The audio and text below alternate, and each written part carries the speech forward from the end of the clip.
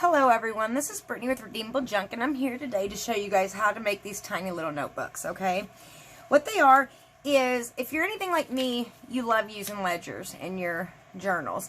But most of the time I have to cut some of the sides of the ledger off, and I'm left with all these papers, and I'm like, what can I do with those? I hate to throw them out. So I decided to make tiny notebooks with them. Isn't it so cute? And inside, it just has some papers that you can write on. And then you can tuck them into a pocket or tuck spot or whatever you want. So I thought they were cute, so I thought we would make one today. So it's real easy to do. This would be a quick video. It's real easy to do. This is going to be a shorter one, and I just got a bundle of paper here. Quite a few pieces, as you guys can see. And I just didn't want to waste the paper, so I decided let's decorate it. So that's what we're going to do today. So let me see.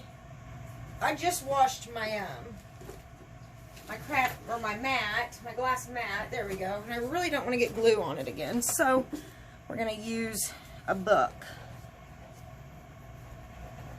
Okay, so I'm going to put a piece of old vintage book page back on the front of it.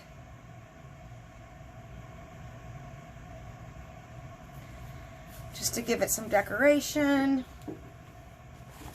And then what I got, like I said, this is going to be a really quick video. I got this little flower cutout that I'm going to put on it.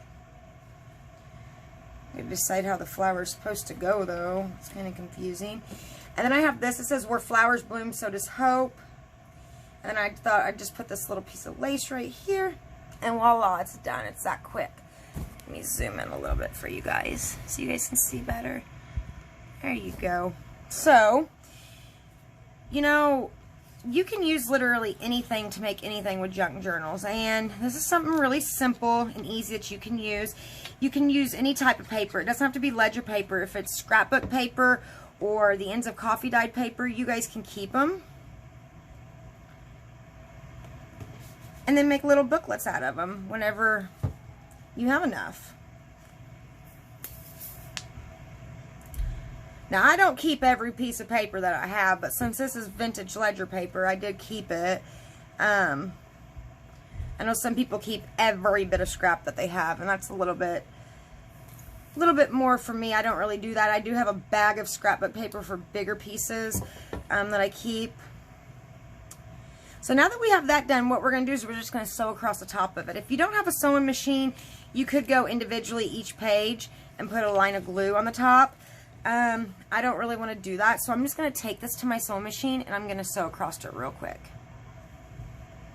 Okay, so I've got that done. I'm just going to cut these off. I think my next journal that I'm going to make, I think it's going to be more of a shabby chic journal, so I decided to start making some tags and stuff that are more shabby chic to kind of get me in the mood and the style of the shabby chic journals.